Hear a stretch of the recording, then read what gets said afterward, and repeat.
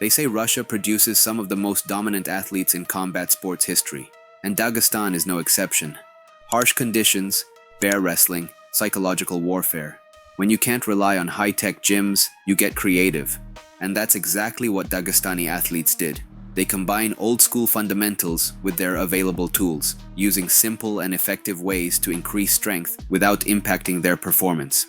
By the end of the video, you'll know the methods elite fighters such as Khabib Nurmagomedov, Makhachev and Magomed Ankalaev use for their strength and conditioning without slowing them down. I'm Takeshi Feet, and I'm here to show how you can train like your favorite celebrities and characters. Let's break down the training methods that produce some of the best MMA athletes in the world. Ankalaev's a beast. I've been training with Ankalaev for years now, and every time he's in camp, every time he's in town, you just know it's gonna be a war. I don't know, I think he grew up in a cave or a mountain somewhere, dude. The guy just freaking nature. He's a mountain. First of all, they seem to operate on a different level.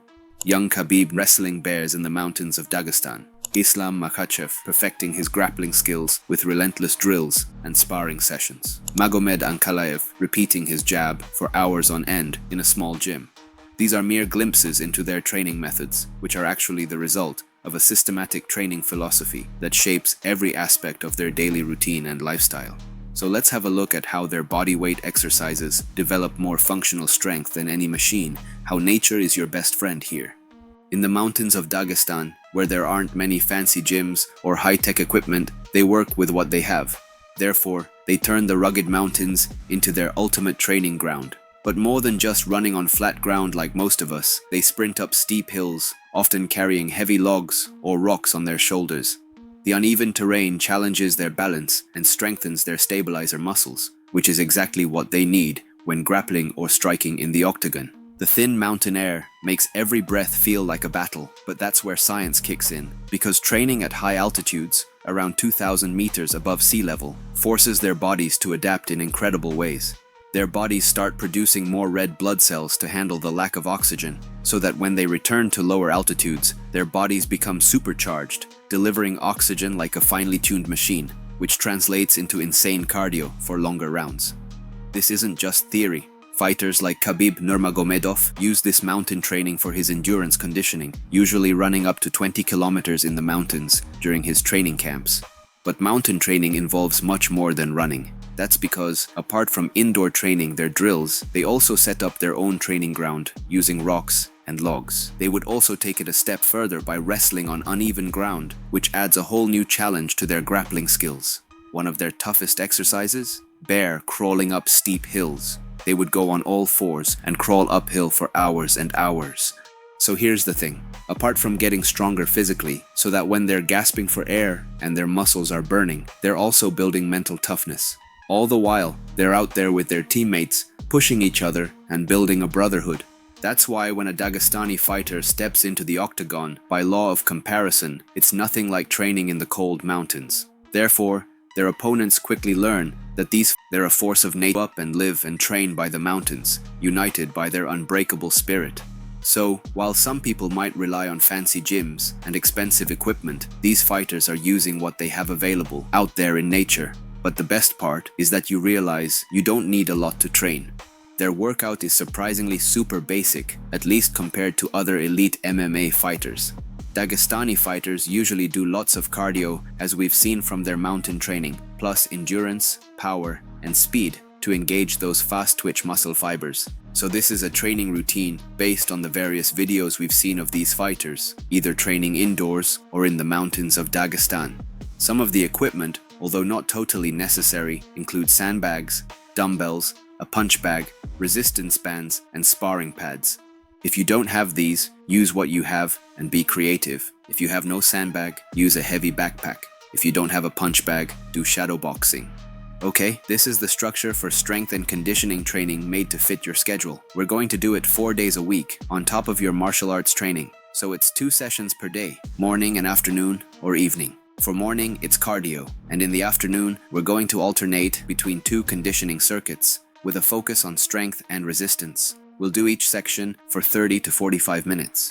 For cardio, one day it's going to be steady-state cardiovascular training, which can be a light jog or a swim, and then intense drills on consecutive days, like sprint intervals. pick from any of these exercises for cardio, and make sure to do it outdoors like the tough guys from Dagestan. For the second session of the day, we're structuring it through 2 circuits you can pick from, and we're going to break them down, starting off with the first circuit.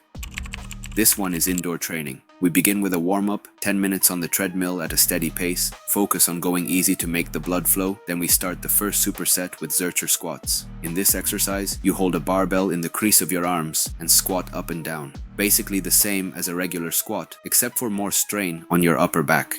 This exercise works if you have weights but not a squat rack, plus this will improve your strength, so if you need to carry another person, whether for fun or if it's part of your routine, know that with this exercise them in your arms. Alright, next thing we do, treadmill sprints. 30 seconds fast, 30 seconds slow, repeat for 5 minutes. This is going to give you that cardio and explosiveness. In the last run, go 100% in and sprint as fast as you can. Once that's done, the next exercise is the classic bench press. You can use your barbell or a pair of dumbbells. This works your chest, triceps, and anterior deltoids for increased strength, whether you need to throw a punch or fast movements while standing up. Next exercise, we do regular push-ups, 5 sets of 15 reps, and the last set to failure. For a bigger challenge, add in weights. You can use a backpack and fill it up with some weights. 5 to 10 kilos should be enough, but if you're experienced, go for more. Next superset includes hitting the bag or shadow boxing for 2 minutes. You can alternate between combo drills, improve your fundamentals, speed, or power. The key is to do them in 2-minute bursts with minimal breaks between sets. Would you like to see some of these drills? If you do, let me know in the comments, and I'll go over basic to advanced combo drills for the punching bag. Next exercise is the burpees. These will work your entire body and build explosive power and resistance. Do them for 1 minute straight without counting the reps. This exercise is excellent for strength and endurance. Plus, you're burning calories and boosting your cardiovascular system. Then we do 15 reps of tricep dips. Focus on making sure you're lifting your body up and down with proper form and not just explosively pushing yourself. Okay, next exercise is the dumbbell lunge walk. So pick your weights and start doing walking lunges, lowering down and taking steps forward. Make sure you feel the burn in your quadriceps and glutes. If you have no dumbbells, you can fill water bottles and use that, or grab a bag of rice. This exercise improves your flexibility and range of motion for better posture and balance. Alright, now for the second circuit training, which is outdoor focused. Let's move outside for this. We're going to focus here on raw power, endurance, and embracing the elements. No fancy equipment here, just you, the outdoors, and a whole lot of grit. We start with halos. Grab a kettlebell or dumbbell and move it in a circular motion around your head. 10 reps clockwise, 10 reps counterclockwise. This exercise primes your shoulders, core, and grip for the work ahead. Think of it as sharpening your tools before the battle. And if you want to make it like the Dagestan boys, use rocks for this. I'll go into more detail later as we continue the video. Next up, weighted woodcutters. So you're using dumbbells in this exercise, and basically, you do a chopping motion, just like swinging an axe to wood. Because that's exactly what this feels like, since we're targeting the same muscles and everything. 15 reps on each side. Focus on right form over speed here. This movement builds rotational strength for generating power in strikes and takedowns. After that, drop the weight and hit the ground for plyometric push-ups. Keep your core tight and your body straight. Squeeze your core muscles as you lower down to avoid arching your back and improving your form. These push-ups are a classic for a reason. They build upper body strength and stability. Time to get explosive with sprint drills. Run 25 meters as fast as you can, then drop and throw 20 ground and pound punches. You can use a grappling dummy here, or if you have a heavy bag or sandbag, lay it flat on the ground. This is the best option because it mimics the resistance of an opponent. Use hammer fists for power and to protect your knuckles, then mix in straight punches and hooks for variety. After that, it's weighted squat jumps. Grab a sandbag, dumbbells, or anything heavy and squat down. Then explode upward, driving through your legs.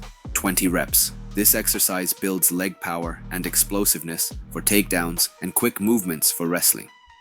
Now, prepare for the ultimate test, hill sprints. Find a steep hill and sprint up it. 8 rounds. After each sprint, drop and do 20 setups with air punches. This exercise targets your abs and obliques for insane core strength. Then get up and continue your sprints. This cardio exercise is going to increase your heart rate and burn calories like crazy. Next, grab a medicine ball and slam it into the ground, 20 reps. Channel all your energy into each slam. This exercise builds core strength, grip power, and that explosive force you need for throws and strikes. Finally, finish with triceps dips. Find a bench, log, or even a rock and dip down, 20 reps. Keep your elbows tight and control the movement. Strong triceps are key for pushing opponents away and maintaining control in grappling situations. Finisher. 5 minutes of all-out bag work or shadow boxing. This is your chance to empty the tank, throw combinations, move your feet, and visualize your opponent. By the end, you should be drenched in sweat and feeling like a warrior. This circuit is brutal, but it's designed to push you to your limits. Make sure to stay hydrated and drink 3 to 4 cups of water after your training. Plus, remember to stretch for your muscle recovery. Okay, now let's take a look at how these guys prove that Mother Nature's weights can be just as effective as fancy gym equipment. Now, they also have access to gyms and will do bench presses, deadlifts, and so on of course, but this is exactly what makes their training so unique, because they would also train in more natural ways. They grab rocks and stones of different sizes and shapes and use them as dumbbells, kettlebells, and so on. These irregular rocks are actually way better for building grip strength than standard weights, because when you pick up a dumbbell, it's always the same shape. But with stones, every lift is a new challenge. Your fingers and forearms have to constantly adjust to keep hold of these unpredictable objects. You've seen how Dagestani fighters turn their environment into a ruthless training ground. But let's break down the ways they strengthen their mind that make them very stable in high-pressure situations where most would lose their cool. On top of physical training, they would also callous their minds. They use a combination of techniques such as extended fasting periods, so they would be pushing their bodies to the extreme all the while not having eaten in 18+ hours. But here's where it gets intense. They would also dive headfirst into ice-cold water, which, apart from soothing sore muscles, it's a psychological training, because you're teaching your mind to stay calm and focused even when every cell in your body is screaming to get out. All of this mental training happens in isolation. We're talking about people who willingly cut themselves off from the world to focus on their craft. No distractions, no excuses, just pure, unadulterated focus on becoming the best.